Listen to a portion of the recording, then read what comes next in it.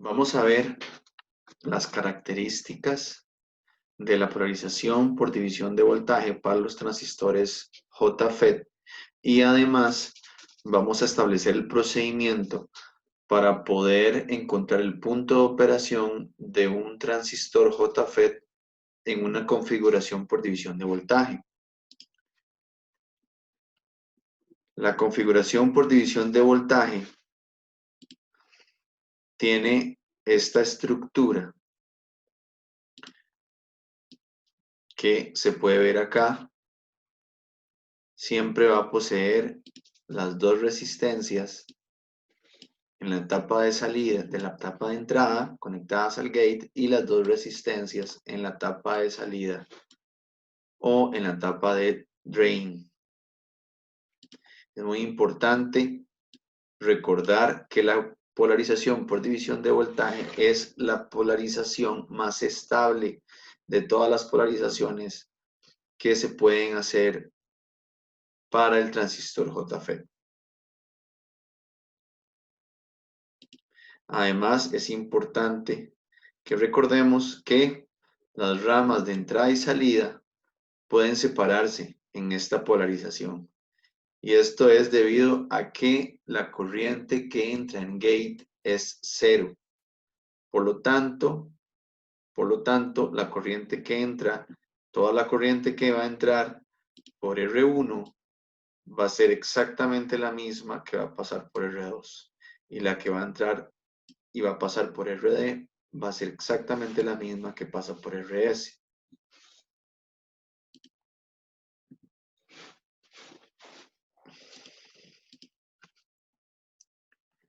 Acá tenemos la ecuación de la recta de polarización por división de voltaje. Le vamos a decir recta de carga de la polarización por división de voltaje.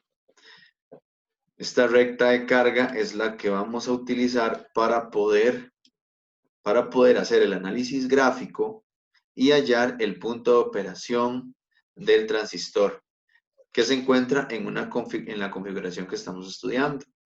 Es importante que recordemos o que siempre tengamos presente este primer punto. Esta recta de carga de este tipo de polarización van a ser siempre desde un punto en el eje X del lado de los números positivos. Ya no van a ser desde el origen como si lo hacía la recta de carga en el caso de la autopolarización. Ahora, en el caso de la división por voltaje, que tenemos esta ecuación nos va a describir una recta que nace, su punto de origen es un número en el eje X del lado positivo. Ese punto de origen siempre va a ser o va a corresponder al valor de VG. VG, como vemos en esta otra imagen, VG va a corresponder al valor de la tensión que está presente en R2. ¿Y cómo podemos obtener ese valor en R2? Sencillamente hacemos un divisor de voltaje. Sabemos que el voltaje total o la tensión total que se está aplicando al circuito, ¿verdad?, es V de D. Y como podemos separar ambas ramas, podemos separar la rama de entrada de la rama de salida, podemos hacer su análisis de manera totalmente independiente a nivel de corrientes y voltajes. Entonces lo que tendríamos, nos quedaría una rama en donde está R1 y R2 en serie, conectadas a una fuente VDD. Entonces hacemos un divisor de voltaje, que es el que se ve de este lado de acá, para obtener el valor de VG, que corresponde, como dijimos hace un momento, al valor de la tensión en R2. Ahora, se traza la recta de carga cruzando el eje Y, ¿verdad? Y luego continuando hasta intersecar o cortar la curva de transconductancia del transistor.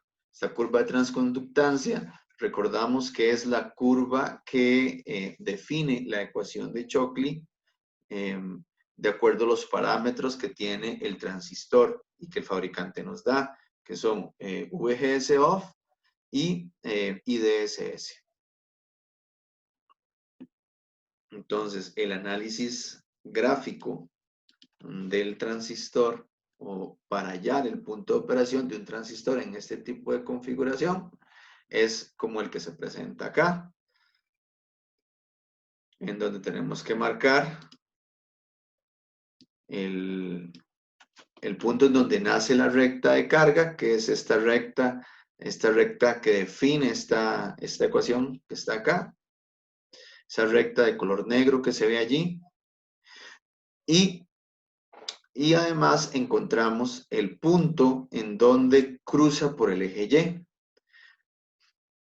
Lo encontramos despejando de la recta de carga, despejando ID cuando VGS se hace 0.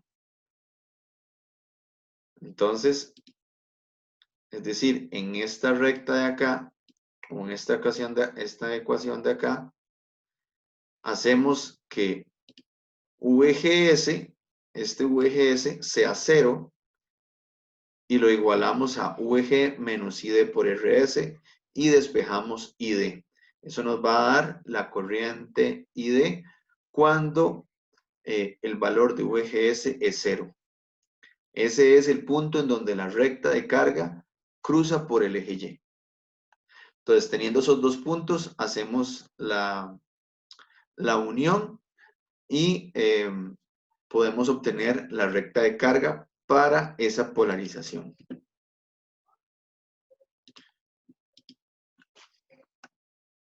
Vamos a hacer este ejercicio donde nos dicen que IDSS es 8 miliamperios y VP es menos 4. Recordemos que VP y VGS son parámetros diferentes, pero están relacionados, ¿verdad? VGS corresponde a menos VP. En este caso ya nos están dando VP con un valor negativo, nos están dando VGS off, ¿verdad? Entonces, cuando nos dan VP negativo, nos están dando VGS off. Entonces, con esos dos parámetros, trazamos la curva de transconductancia.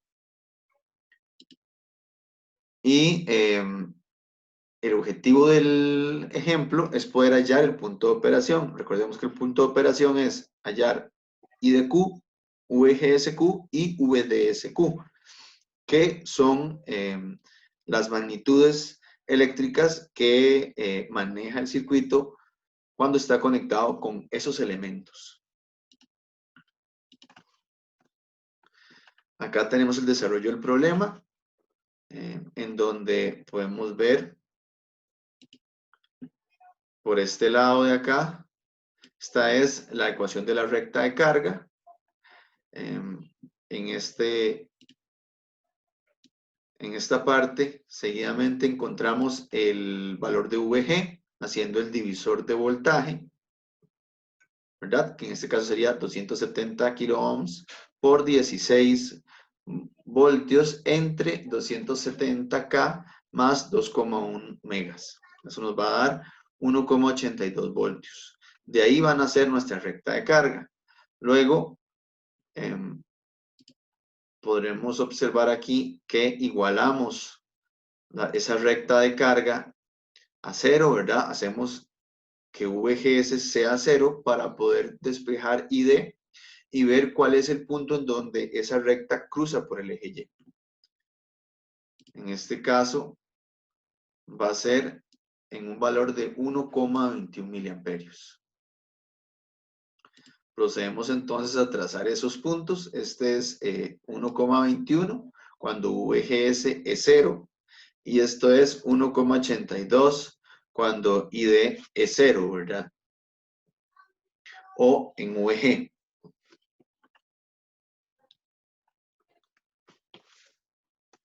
¿Ok? Trazamos la recta de carga. Y observamos aquí el punto Q, o el punto de operación, ¿verdad? Este es el punto en el que el transistor está trabajando con los parámetros que tenemos polarizándolo. En este caso está trabajando a un voltaje de menos 1,8 voltios, ese va a ser nuestro VGSQ, y a una corriente de 2,4 miliamperios, esa va a ser nuestra IDQ. Posteriormente a eso, procedemos a calcular a través de una malla, a través de la malla de salida, el valor del voltaje que cae en VDS. Eso lo tenemos por acá. Entonces establecemos la malla que corresponde a la salida, que es esta de acá, VD menos VRD menos VDS menos VRS es igual a 0. Luego pasamos VDS al otro lado, reemplazamos VRD y VRS por sus equivalentes de R por I. Sacamos un factor común de ID, que va a ser nuestra IDQ, ¿verdad? Ya estamos trabajando o estamos involucrando aquí la corriente que realmente está pasando por ahí. Sabemos que es 2,4 miliamperios según el análisis gráfico que hicimos.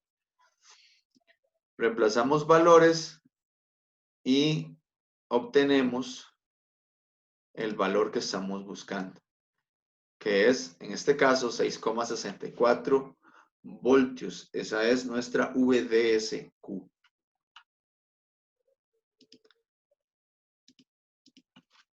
En síntesis, estas serían nuestras respuestas para el ejercicio.